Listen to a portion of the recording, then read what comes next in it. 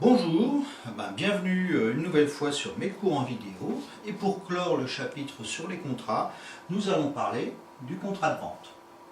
Alors le contrat de vente, c'est une convention, c'est-à-dire un accord entre un vendeur qui va s'engager à livrer une chose et un acheteur, lui, qui va surtout s'engager à la payer cette chose. C'est un contrat qui peut être oral. Tout simplement, vous allez acheter votre journal. Vous n'allez pas faire un document écrit, vous demandez le journal, on vous le donne, c'est-à-dire que le buraliste vous livre le journal et vous le payez. Ce contrat, bien entendu, peut être écrit, comme ce sont des choses plus importantes. Ça peut être un écrit sous signature privée, ce qu'on appelle sous seing privé. Vous achetez votre véhicule, il y a une signature entre le concessionnaire auto et vous. Mais ça peut être aussi ce qu'on appelle un acte authentique, fait devant un notaire, quand vous achetez une maison par exemple. Alors, bien entendu, ce contrat va avoir pour effet de transférer la propriété d'un bien contre le versement d'une somme d'argent.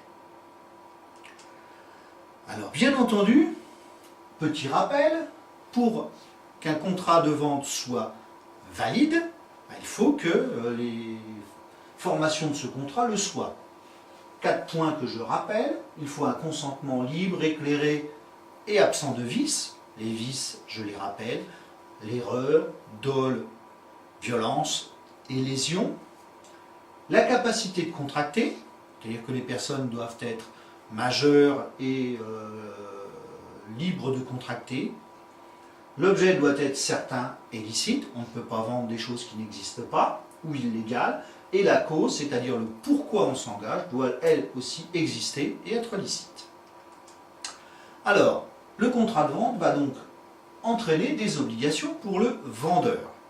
Sa première obligation, c'est l'obligation de délivrance de la chose. Alors, bien entendu, s'il refuse à l'acheteur de délivrer la chose, de le livrer, l'acheteur va pouvoir, lui, avoir des recours, comme on a vu dans la leçon précédente, c'est-à-dire une mise en demeure, ça peut aller jusqu'à l'exécution forcée, voire l'annulation, la résolution de la vente.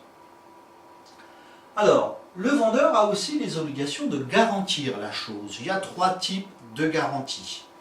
Il y a une garantie légale qui couvre les vices cachés.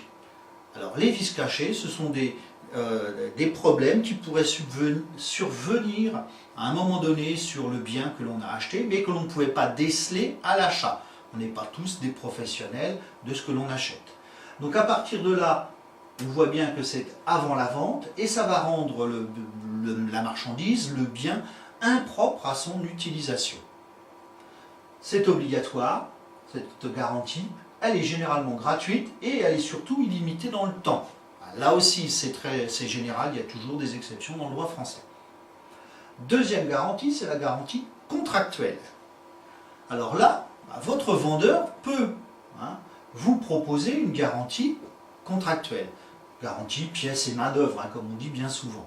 Alors, cette garantie est généralement d'1 an, mais on peut avoir des suppléments de garantie de plusieurs années, où là, bien entendu, la différence avec la garantie légale, c'est que ce n'est pas gratuit, il va falloir le payer. Dernier élément, c'est la garantie contre l'éviction. Alors, ça assure à l'acheteur le fait que le bien qu'il possède lui appartient bien, qu'il n'y a pas un autre propriétaire. Je prends l'exemple, quand vous revendez votre véhicule, on vous demandera un certificat de non-gage. C'est simplement que le concessionnaire qui reprend votre véhicule, ou le particulier, ou l'État, donc, vous oblige à fournir ce certificat de non-gage pour prouver que le véhicule est bien en votre possession, et qu'il est bien le vôtre surtout. Alors maintenant, on va terminer avec les obligations de l'acheteur. Alors l'acheteur, lui, 2 obligations principales. La première, c'est de retirer la chose. Oui, quand vous achetez un bien, le but du jeu, c'est quand même de le retirer. Alors, si vous ne voulez pas le retirer, là aussi, le vendeur va pouvoir faire pression sur vous, mise en demeure. Il peut aussi ordonner à la justice, sous peine d'astreinte, que vous veniez retirer le bien. Il peut aussi mettre votre bien en garde, dans un garde-meuble, et là il vous facturera les droits de garde. Et puis, la résolution de la vente peut aussi intervenir, c'est-à-dire que si dans le contrat il y avait une clause résolutoire, on peut la faire jouer.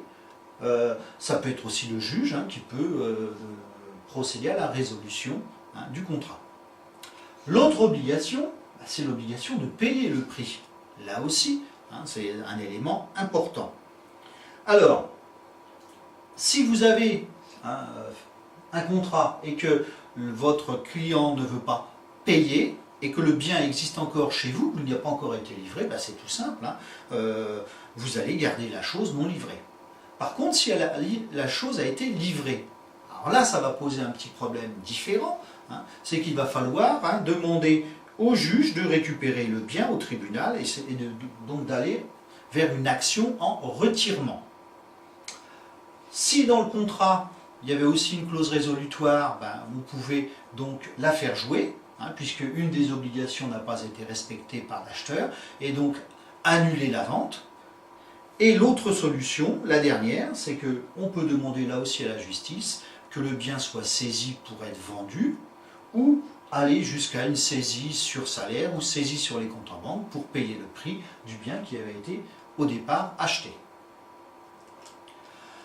Et bien voilà, j'en ai terminé avec toute cette série de cours sur les contrats. Donc je vous donne rendez-vous à une prochaine émission pour d'autres aventures. Merci.